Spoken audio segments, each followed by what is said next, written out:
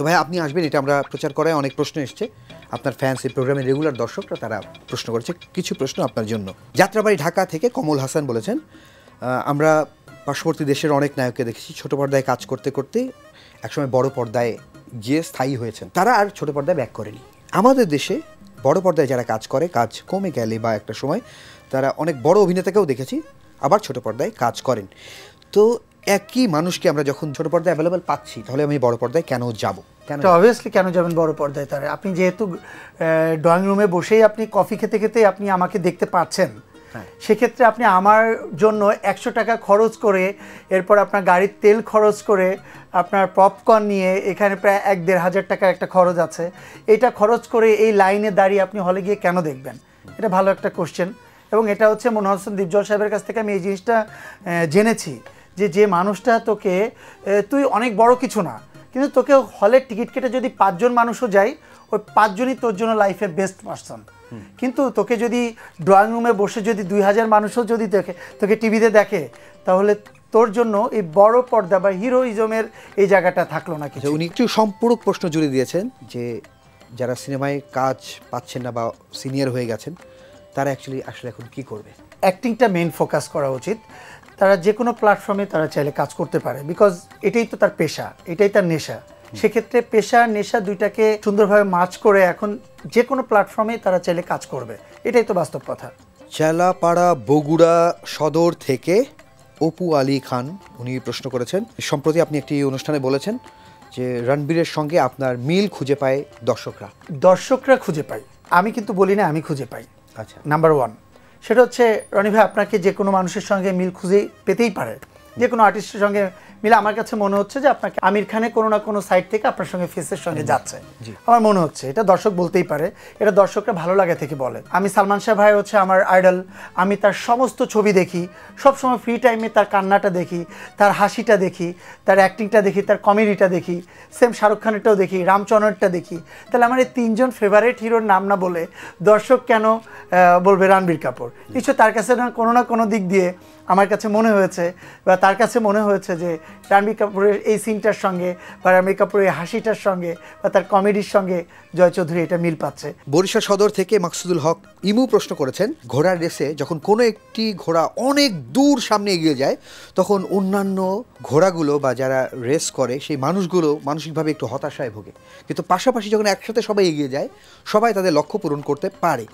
সিনেমার ক্ষেত্রে কোনো একজন যখন অনেকটা দূর এগিয়ে থাকে, সেক্ষেত্রে অন্যান্য শিল্পীদের, অন্যান্য হিরোদের এটা মানসিক অবস্থা কি হয়? আপনি শিল্পী সমিতিতে আছেন, আপনি যদি বলেন। আমি আজ শিল্পী সমিতির লিডার হিসাবে বলছি না, আমি আজ আর্টিস্ট হিসাবে বলছি। উনি মেন করেছে সাকিব ভাই অনেক দূর এগিয়ে গেছে, যার জন্য অন্যান্য আর্টিস্টদেরকে অনেক সময় মেন্টালি অনেক মানে প্রশ্নের সম্মুখীন হতে হচ্ছে বা দুশ্চিন্তায় পড়ছে, তারা কেন আগাচ্ছে না। আমার স্বপ্ন তুমি চলচ্চিত্র, হাসিবুল ইসলাম মিজান স্যারের ছবিটাতে সাকিব ভাই ছিলেন, ফেরদাউস ভাই ছিলেন, শাবনুর আপু ছিলেন। ছবিটা দেখার পর আমার মনে হয়েছে যে বাংলা ছবি করা যেতে পারে। আচ্ছা, মানে উনি আমার এত পছন্দের একজন জায়গায় তৈরি করেছিলেন যে বাংলা ছবিটাকে আমি ভালোবাসা রূপান্তরিত হয়েছিল শুধু একমাত্র সাকিব ভাইয়ের জন্য। সাকিব ভাই আজকে এখানে আসার পিছনে তার 300 ছবি প্লাস হয়ে গেছে।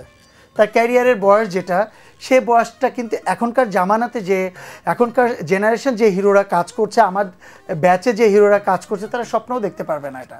তা সেক্ষেত্রে আমি আরেকজনকে নিয়ে হতাশা কেন গ্রহণ করব, বা আমার ব্যাচে যারা আছে তারাই কেন গ্রহণ করবে? সাকিব ভাই আজকে এখানে আসতে তার অনেক তালখড়ি মানে পুড়িয়ে এখানে আসতে হয়েছে।